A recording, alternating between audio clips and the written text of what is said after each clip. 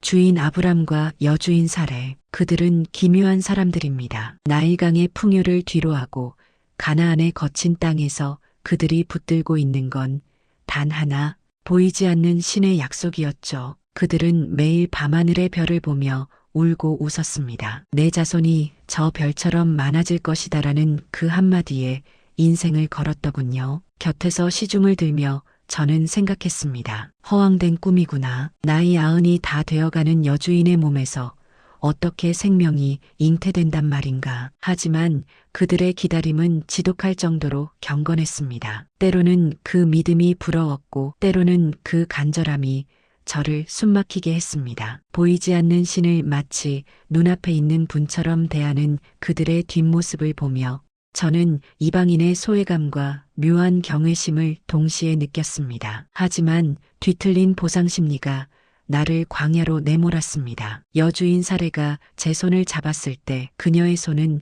떨리고 있었습니다. 내 주인에게 들어가라. 내가 혹 이로 말미암아 자녀를 얻을까 하노라. 그것은 제안이 아니라 비극의 시작이었습니다. 어느 날 아이를 가졌다는 사실을 안 순간 제 안에 무언가가 깨어났습니다. 그것은 승리감이었고 동시에 보상심리였습니다. 평생을 기도한 주인은 못하신 일을 보잘것없는 여종인 내가 해냈구나. 제가 사례를 멸시한 이유는 단순한 무례함이 아니었습니다. 그것은 신의 선택이 이제 나에게 옮겨왔다는 착각에서 온 오만이었습니다. 결국 실현해낸 건 나다라는 생각이 들자 그동안 참아온 종살이의 서러움이 도끼가 되어 터져 나왔습니다. 사레의 눈물 젖은 눈을 보며 저는 비웃었습니다. 내가 가진 생명이 나의 공로인 줄 알았으니까요. 그러나 광야의 끝에서 진실을 만났습니다. 사레의 학대를 피해 도망쳐 나온 광야. 목은 타들어가고 발바닥은 찢겼습니다. 뱃속의 아이가 요동칠 때마다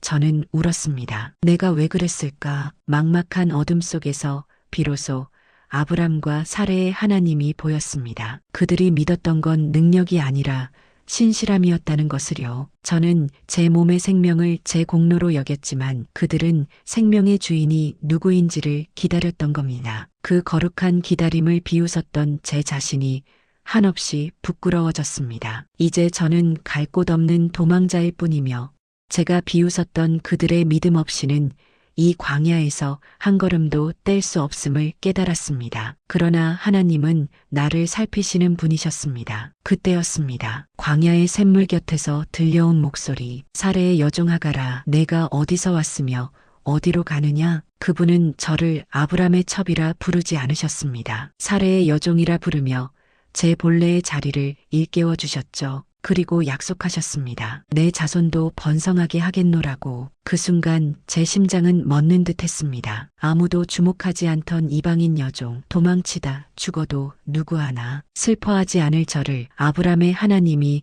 직접 찾아오신 겁니다. 당신은 나를 살피시는 하나님이십니다. 엘로이, 저는 결심했습니다. 다시 돌아가기로. 이제는 도망자가 아니라 하나님의 약속을 받은 자로서 그 고통스러운 순종의 자리로 돌아가기로 했습니다. 앞으로의 제 삶은 단순히 여종의 삶이 아닐 것입니다. 나를 지켜보시는 분의 눈동자 앞에서 살아가는 삶이 될 것입니다. 이스마엘을 안고 주인을 바라보는 나의 마음은 한없이 평안했습니다. 아들의 이름을 이스마엘이라 지었습니다. 하나님이 들으셨다는 뜻이지요. 아이의 울음소리가 천막 안에 퍼질 때마다 저는 제 인생의 가장 어두웠던 광야와 그곳에서 만난 눈부신 빛을 기억합니다. 이제 저는 아브람과 사레 주인님을 예전과 같은 눈으로 보지 않습니다. 예전에 제게 그들은 그저 까다로운 주인이거나 허황된 꿈을 쫓는 노인들일 뿐이었죠. 하지만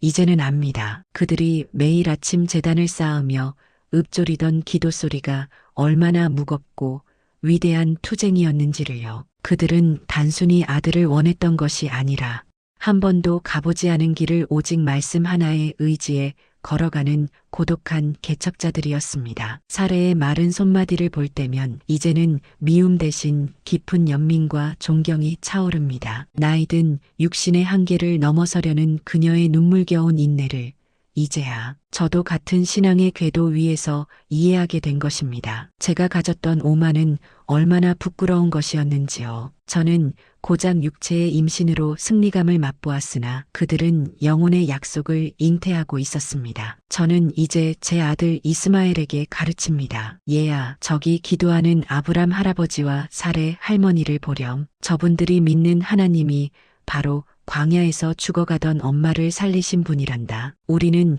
이 집의 종이 아니라 그 거대한 약속의 물줄기에 함께 올라탄 은혜의 동행자들이란다. 회안의 눈물은 어느덧 감사의 찬송이 되었습니다. 주인의 하나님이 나의 하나님이 되고 나의 고통이 그분의 계획 안에서 이해가 되는 이 신비로운 평안. 저는 오늘도 이스마엘을 품에 안고 저 멀리 별을 헤아리는 두 분의 뒷모습을 보며 조용히 기도합니다. 우리를 살피시는 그 눈동자 안에서 우리는 더 이상 주인과 종이 아닌 하나의 거룩한 약속 아래 있음을 고백하면서 말입니다.